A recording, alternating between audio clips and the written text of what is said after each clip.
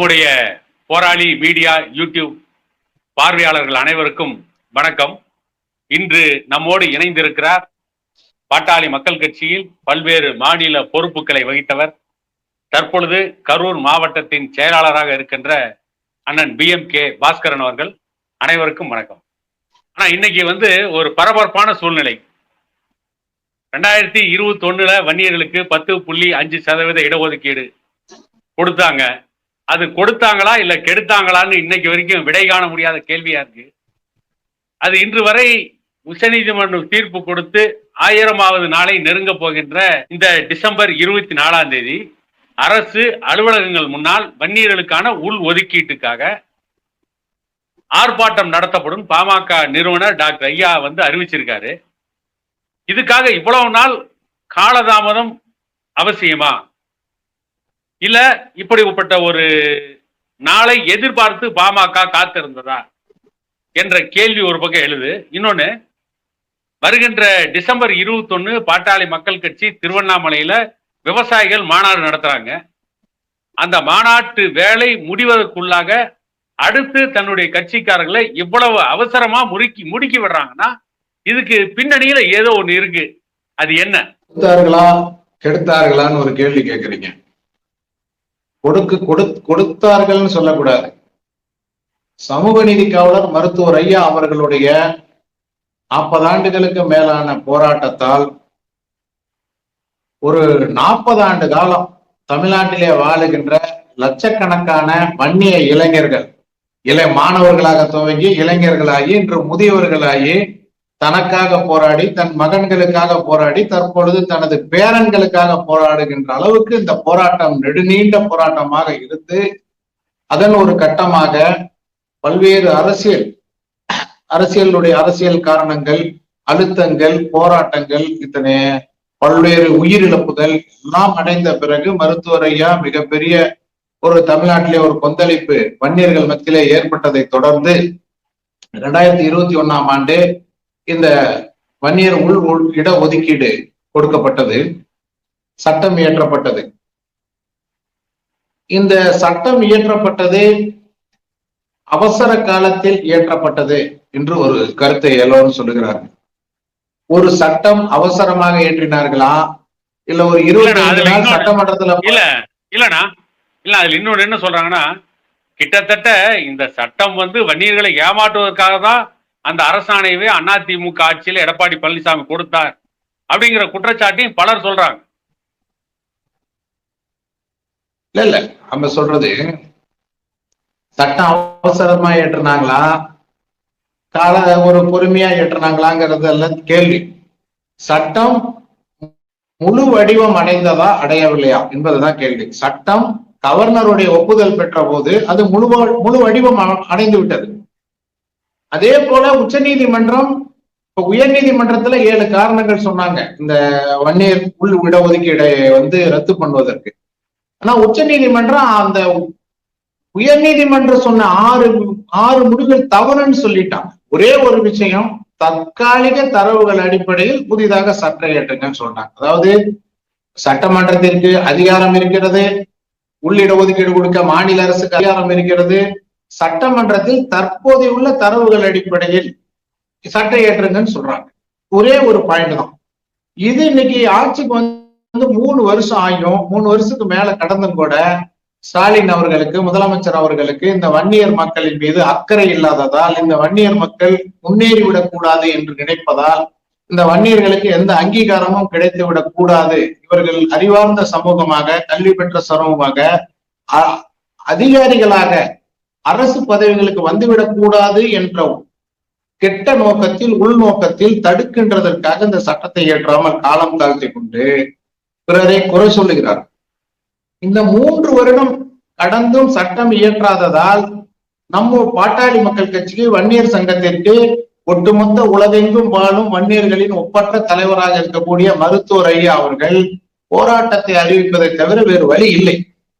இதுவே மிகவும் காலம் கடந்து அறிவித்ததாக மருத்துவர் ஐயா அவர்கள் நினைக்கிறார்கள். ஏனென்றால் பல முறை இவர்கள் செய்வார்கள் என்று நம்பினார்கள், பல முறை முயற்சிகள் செய்தார்கள், மனு கொடுத்தார்கள், முதலமைச்சரை நேரில் சந்தித்து பேசினார்கள். சட்டமன்றத்திலே நம்முடைய சட்டமன்ற கட்சி தலைவர்கள், சட்டமன்ற உறுப்பினர்கள் எல்லாம் கடுமையாக அழுத்தம் கொடுத்து பார்த்தார்கள். இவர்கள் கடைசி வரை செய்யாமல் இருப்பதற்கு என்ன சாக்கு என்பதைத்தான் தேடுகிறார்களே தவிர செய்வதற்கு அவர்களுக்கு கொஞ்சமும் மனமில்லை. இந்த நேரத்தில் வன்னியர் உள் இடஒதுக்கீடு போராட்டத்தை அறிவிப்பதை தவிர வன்னியர் சங்கத்திற்கும் மருத்துவரையா அவர்களுக்கும் வேறு வழி இல்லை. ஆகவே இந்த போராட்டம் நடக்கக்கூடாது, நடக்கலாமா வேண்டாமா என்பதை தமிழக அரசுதான் முடிவெடுக்க வேண்டும்.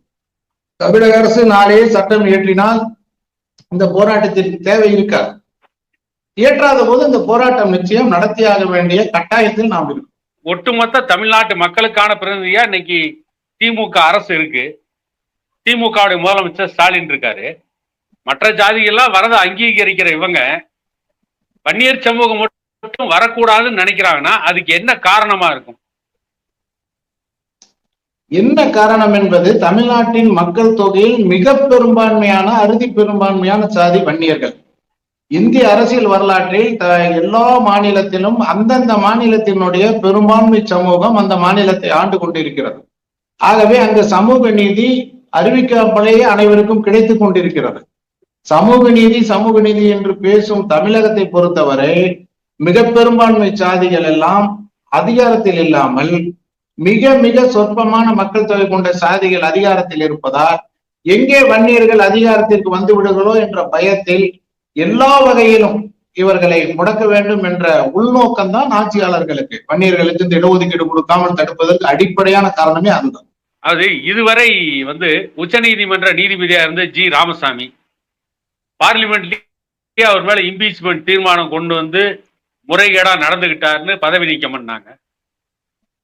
இந்தியன் வங்கி தலைவர் கோபாலகிருஷ்ணன், இப்படி பலர் ஊழல் வழக்கில் மாட்டிய அதிகார வர்க்கத்தை சார்ந்தவர்கள், அதிகாரிகளாக இருந்தவங்க எல்லாம் ஒரு சிறுபான்மை சமூகத்திலிருந்து அந்த உயர் பதவிக்கு வந்தவங்க. அதனால அவங்கள எப்படி வேணாலும் வளைச்சிடலாம். தமிழ்நாட்டில் ஆட்சிக்கு வருகின்ற ஆட்சியாளர்கள் இந்த பெரும்பான்மை சமூகத்திலிருந்து உயர் பொறுப்புக்கு, உயர் பதவிக்கு வன்னியர் சமூகத்தில் வந்துட்டாங்க அப்படின்னா இவங்களை மிரட்ட முடியாது, இவர்களை தன்னுடைய ஊழலுக்கு ஆதரவா பணி வைக்க முடியாது. அப்படிங்கிறதுக்காகவே வன்னியர்களுக்கு இடஒதுக்கீட இன்றைக்கு இருக்கின்ற திமுக அரசு மறுக்குது அப்படின்னு ஒரு குற்றச்சாட்டு இருக்கு. இதை பற்றி உங்க கருத்து என்ன? இல்ல, நிச்சயமா இப்ப நீங்க பாத்தீங்கன்னா அரசியல் கட்சியை தமிழ்நாட்டுல ஆளுங்கட்சி ஆண்ட கட்சியை தவிர்த்து பல்வேறு அரசியல் கட்சிகள் இருந்தால் கூட பாட்டாளி மக்கள் கட்சியை எந்த கட்சியாலையும் மிரட்ட முடியாது. பாட்டாளி மக்கள் கட்சியை யாராலையாவது மிரட்ட முடியுதா? பாத்தீங்களா, மிரட்ட முடியாது. அரசு எந்த ஊழல் பண்ணினாலும் அதை தட்டி கேட்கும். உடனடியாக தட்டி கேட்கிற கட்சி நம்ம பாட்டாளி மக்கள் கட்சி. ஏன்னு கேட்டீங்கன்னா, தமிழ்நாட்டின் ஆக பெரும்பான்மை சமுதாயத்தினுடைய தலைவராக இருக்கக்கூடிய மருத்துவர் ஐயா அவர்களை எந்த ஒரு சாதாரண அச்சுறுத்தல் எல்லாம் நீங்க சொல்ற மாதிரி ஒரு சிறுபான்மையினரை மிரட்டுற மாதிரி மிரட்ட முடியாது. அது மட்டும் இல்லாத, ஊழல் இல்லாத, லஞ்ச லாவண்யம் இல்லாத, பதவிக்கு ஆசை இல்லாத, இந்த சமூக முன்னேற்றத்திற்காக பாடுபடுகின்ற லட்சக்கணக்கான தொண்டர்களை, பலாயிரக்கணக்கான நிர்வாகிகளை கொண்ட இயக்கம். ஏன்னு கேட்டீங்கன்னா, அது நீங்க சொன்னது சரிதான். இந்த சமூகத்தில் இருந்து ஒரு அதிகாரி வந்தாவே நேர்மையா தான் இருப்பான். ஒரு வன்னியர் சமூகத்தில் இருந்து ஒரு அதிகாரி வந்தாவே நேர்மையா தான் இருப்பாங்க. அதுக்கு ரெண்டு காரணம். ஒண்ணு, நீங்க சொல்ற பெரும்பான்மை மட்டுமல்ல, இது சத்திரிய குணம் படைத்த சத்திரிய இனம். இந்த சத்திரிய இனத்தினுடைய குணமே பிறருக்காக தன் உயிரை கொடுக்கக்கூடிய நெஞ்சுரம் உள்ள ஒரே சமூகம் இந்த உலகத்திலேயே சத்திரிய சமூகம். அதனாலதான் ஆட்சி அதிகாரத்தை அந்த காலத்துல சத்திரியர்கள்ட்ட ஒப்படைச்சாங்க. அவங்க தன்னுடைய சமூகம் இல்ல, தன் நாட்டில் இருக்கக்கூட எந்த பிரஜைக்கு அநியாயம் நடந்தாலும் அவர்கள் உயிரை எடுக்கவும் தயங்க மாட்டாங்க, உயிரை கொடுக்கவும் தயங்க மாட்டாங்க. அவ்வளவு அந்த குணம் இயற்கையாவும் அவங்க ரத்தத்திலே ஊறி இருக்கு. அதனாலதான் இப்பவும் வன்னியர் அதிகாரிகளை பாத்தீங்கன்னா அவங்களுடைய நேர்மைங்கிறது ரொம்ப அதிகமா இருக்கும். பயப்பட மாட்டாங்க, ரொம்ப வேகமா இருப்பாங்க. மக்களுக்காக அவங்க அரசாங்கம் மக்களுக்காக வேலை செய்வாங்க. ஒரு அதிகாரி ஆயிட்டா கூட வன்னியர்கள் பாத்தீங்கன்னா மக்களுக்கு வேலை செய்வாங்க, அரசாங்கத்துக்கு வேலை செய்வாங்க. இயற்கையா இருக்கும், அந்த வன்னியர்களுடைய ரத்தத்துல ஊறி போனது. ஏன்னு கேட்டீங்கன்னா, அது சத்திரிய இனம். ஒவ்வொரு மாநிலத்தில் இருக்கக்கூடிய சத்திரிய இனத்துக்கு அந்த குணம் இருக்கும். அது தமிழ்நாட்டினுடைய சத்திரிய இனமான, இந்த நாட்டை ஆண்ட இனமான வன்னியர்களுக்கு அது இயற்கையா இருக்கும். அது இந்த திருடர்களுக்கு, கொள்ளையடிப்பவர்களுக்கு, ஊழல் செய்பவர்களுக்கு, சொத்தை அபகரிப்பவர்களுக்கு, ஏமாற்றுபவர்களுக்கு, திருடுபவர்களுக்கெல்லாம் கட்டாயம் அது வந்து பிடிக்காது. இந்த மாதிரி ஆட்கள் வர்றதை அவங்க விரும்ப மாட்டாங்க. அவங்களுக்கு தேவை அதிகாரிகள் எப்படி இருக்கணும்னா கை பொம்மைகளாக இருக்கணும், கை பாவைகளாக இருக்கணும், அவங்க கை காட்டுற இடத்துல கையெழுத்து போடுபவர்களாக இருக்கணும். அதுக்கு வந்து வன்னியர்கள் இருந்தா அவங்களுக்கு ஒத்து வராது. அது ஒரு உண்மைதான், நீங்க கேட்கறது சரிதான். அதுக்கு 2-3 ஆதாரங்கள் கூட இருக்கு. ஏன்னு கேட்டீங்கன்னா, அண்ணா பல்கலைக்கழகத்துடைய துணை வேந்தரா விஸ்வநாதன் ஒருத்தர் இருக்கும்போது அண்ணா பல்கலைக்கழகம் உலக அளவுல புகழ் பெற்றது. அன்னைக்கு அண்ணா பல்கலைக்கழகத்துல ஊழல் இல்லை, ஏமாத்துற வேலை இல்லை. அன்னைக்கு அண்ணா பல்கலைக்கழகத்துல தான் அந்த வளாக தேர்வு, கேம்பஸ் இன்டர்வியூ அதிகமா நடந்தது. அண்ணா பல்கலைக்கழகத்துல படிச்ச பெரும்பாலான இன்ஜினியரிங் பட்டம் பெற்றவங்க எல்லாமே கை நிறைய சம்பளத்தில் நிறைய வேலைக்கு போனாங்க. அதுக்கு பின்னால அண்ணா பல்கலைக்கழகத்துல மிகப்பெரிய ஊழல்கள் நடந்தது. அவருக்கு பின்னால கர்நாடகாவிலிருந்து வந்த ஒரு துணைவேந்தர், அவர் காலத்துல மிகப்பெரிய ஊழல் நடந்தது. அந்த துணைவேந்தரை எடப்பாடி பழனிசாமி தான் வலுக்கட்டாயமா நியமனம் பண்ணாரு. அன்னைக்கு பாமக நிறுவனர் டாக்டர் ஐயா கடுமையான எதிர்ப்பை தெரிவிச்சாரு. அதே மாதிரி பாத்தீங்கன்னா தமிழ்நாடு அரசு பணியாளர் தேர்வாணையம் டிஎன்பிஎஸ்சி தலைவரா காசி விஸ்வநாதன் நினைக்கிற அவருடைய பேர், என்னுடைய நினைவு சரியா இருக்குன்னா, அவர் காலத்துல வந்து அவர் காலத்துல அரசு பணியாளர் தேர்வாணையம் மிக நேர்மையா அரசு பணியாளர்களை தேர்வு பண்ணாங்க. இதெல்லாம் வந்து ஆட்சியாளர்களுக்கு உறுத்துது அப்படின்ற பதில நிறைய பேர் சொல்லியிருக்காங்க. அதனாலதான் சிறுபான்மை சமூகத்தில் இந்தியாவிலேயே முதலமைச்சருக்கு தண்டனை கொடுத்த நீதிபதி, முதல் முறையா ஒரு நீதிபதி முதலமைச்சருக்கு தண்டனை கொடுத்தாருன்னா அது வந்து எங்க உறவினர் நம்ம பரமத்தி வேலூரை சேர்ந்த சம்பந்தங்கிறவர் தான் முதன்முறையா இந்தியாவிலேயே ஒரு நீதிபதி முதலமைச்சருக்கு தண்டனை கொடுத்தவர். இது மாதிரி நிறைய சொல்லிக்கிட்டே போலாம். நீங்க இன்ன வரைக்குமே நம்ம அரசாங்கத்தால டிஜிபியா போட எந்த முதலமைச்சருக்கு தைரியம் கிடையாது. ஒரு வன்னியரை டிஜிபியா போட்டாங்கன்னா சட்ட ஒழுங்கு கட்டுப்பாட்டுல இருக்கும். ஆளுங்கட்சிக்காரனா இருந்தாலும் அவன் தப்பு பண்ணா தூக்கி உள்ள போட்டுருவாங்க. ரவுடிஸ் இருக்காது, கொள்ளையெல்லாம் இருக்காது. அதனால ஏன்னா கொள்ளை எல்லாம் பண்றது, ரவுடிஸ பண்றதே ஆளுங்கட்சி தான், ஆளுங்கட்சி சார்ந்தவர்கள். அதனாலதான் வந்து ஒரு டிஜிபியா ஒரு வன்னியரை போடுறதுக்கு எந்த முதலமைச்சருக்கு தைரியம் கிடையாது. ஏன்னா அவங்க பேச்ச அவங்க சொல்றதெல்லாம் இவங்க கேட்க மாட்டாங்க. ஏன்னு கேட்டா இவங்க வந்து மக்களோட சர்வெண்டா தான் இருப்பாங்க. இதுல எல்லை காத்த வீரப்பனார பிடிக்க போன அந்த அமைதி படையிலேயே பெரும்பாலும் வன்னியர்கள் தான் இருந்தாங்க.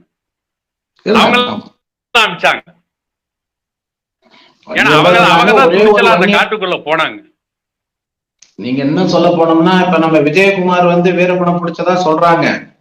விஜயகுமார் வந்து லாட்ஜ விட்டு வெளியிலே போகாத ஒரு ஆளு, சிட்டியில இருக்கக்கூடிய ஒரு லாட்ஜ் ரூமை விட்டு வெளியிலேயே போகாதால், காட்டையே பார்க்காதால் விஜயகுமார் தான். அவர் பிடிக்க தேடுதல் வேட்டையில இருந்தது. காடு எப்படி இருக்குன்னு கூட தெரியாத ஒரு அதிகாரி யாருன்னா விஜயகுமார் தான். நான் அவரை ப்ரொமோட் பண்றாங்க.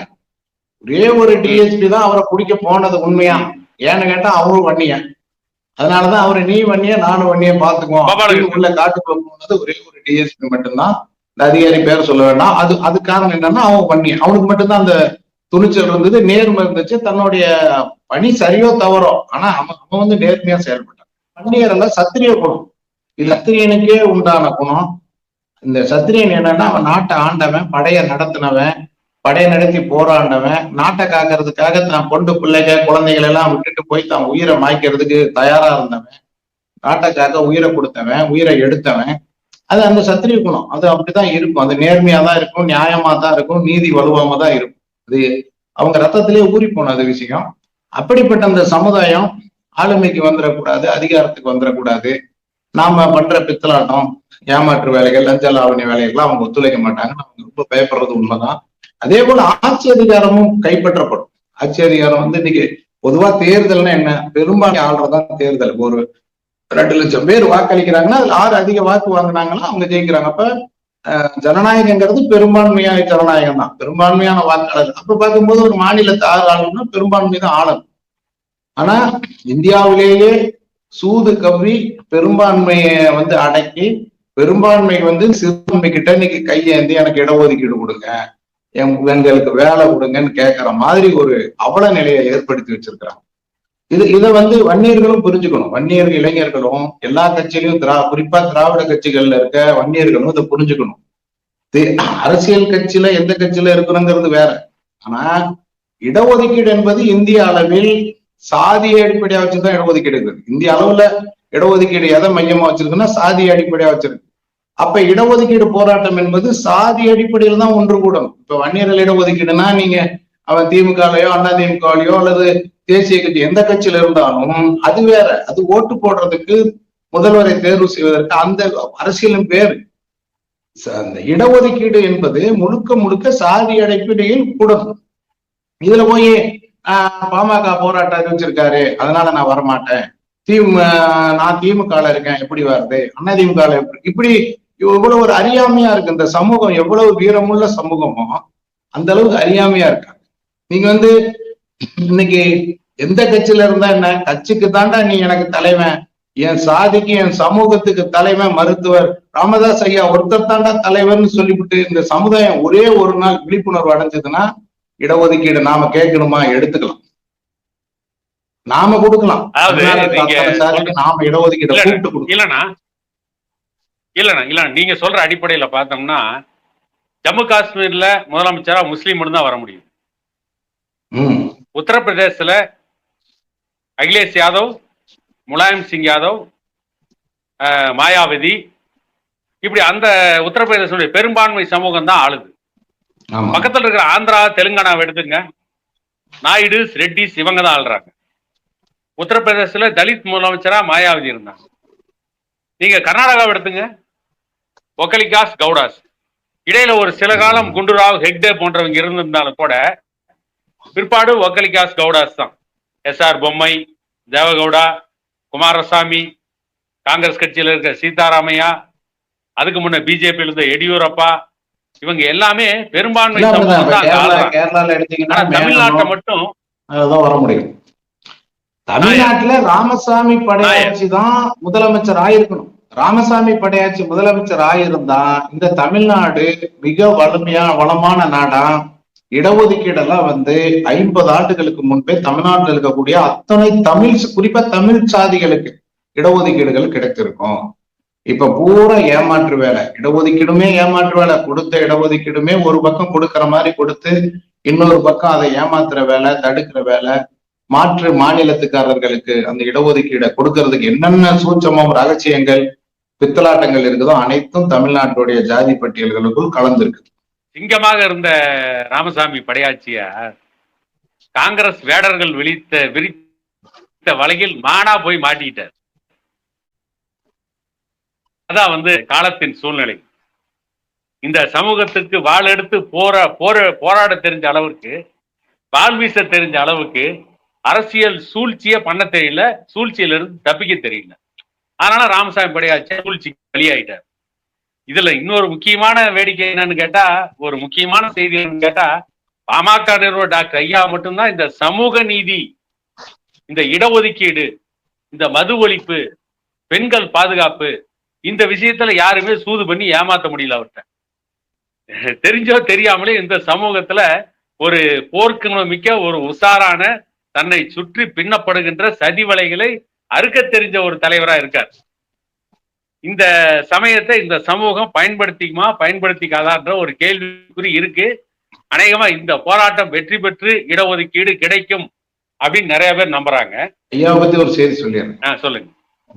குறிப்பா வன்னியர்களுக்கு இப்ப நாம புராணங்கள்ல ஒரு காலகட்டத்தில் ராமர் அவதரித்தார், ஒரு காலகட்டத்துல கிருஷ்ணர் அவதரித்தார், ஒரு காலகட்டத்துல நரசிம்மர் அவதரித்தார், ஒரு காலகட்டத்துல வாமனர் அவதரித்தார். இப்படி எல்லாம் நாம பாக்குறோம். இந்த உலகத்துல தர்மத்தை நிலைநாட்ட அதர்மத்தை அழிக்கிறதுக்கு ஒரு அவதாரம், ஒரு கடவுள் மனிதனாக பிறந்தார்னு பண்றோம். அந்த மாதிரி இந்த வன்னியர் சமூகம், இந்த ஆண்ட சமூகம், அதிகாரம் படைத்த சமூகம், இந்த எல்லா மக்களையும் காக்கின்ற சத்திரிய குணம் படைத்த இந்த வன்னியர் சமூகம் ஆட்சியை தவறி விட்டு விட்டது. மீண்டும் அதை ஆள வைத்து வன்னியர்களை மட்டுமல்ல இங்கு இருக்கக்கூடிய 7 கோடி மக்களையும் ஆள வைப்பதற்கு அவதரித்த ஒரு அவதாரம் தான் மருத்துவர் ஐயா.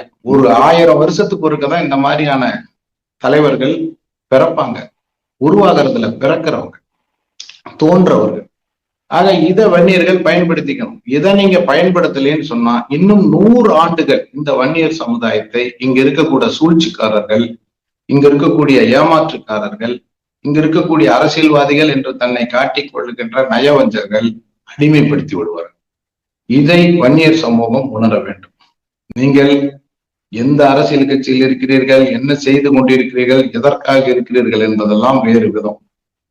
அந்த வன்னியர் இடஒதுக்கீடை கொடுக்காத எந்த ஒரு அரசியல் கட்சி தலைவனும், இந்த வன்னியர் இடஒதுக்கீடை தடுக்கின்ற எந்த ஒரு ஆட்சியாளனும் இந்த வன்னியர் சமூகத்துக்கு எதிரி, துரோகி என்பதை நீங்கள் உணர வேண்டும். நீங்கள் இருக்கின்ற கட்சியில் இருப்பவர்களுக்கும் நாம் அந்த கட்சியில் இருக்கிறோம் என்பதற்காக நினைக்காமல், இந்த வன்னியர் இடஒதுக்கீடை தடுக்கின்ற ஒவ்வொரு தலைவனும், ஒவ்வொரு அரசியல் கட்சி வச்சிருப்பவனும், ஒவ்வொரு ஆட்சியாளனும் இந்த வன்னியர் சமூகத்துக்கு துரோகி. அவனை விட இந்த வன்னியர் சமூகத்திற்கு பெரிய துரோகி யாருமே இல்லை.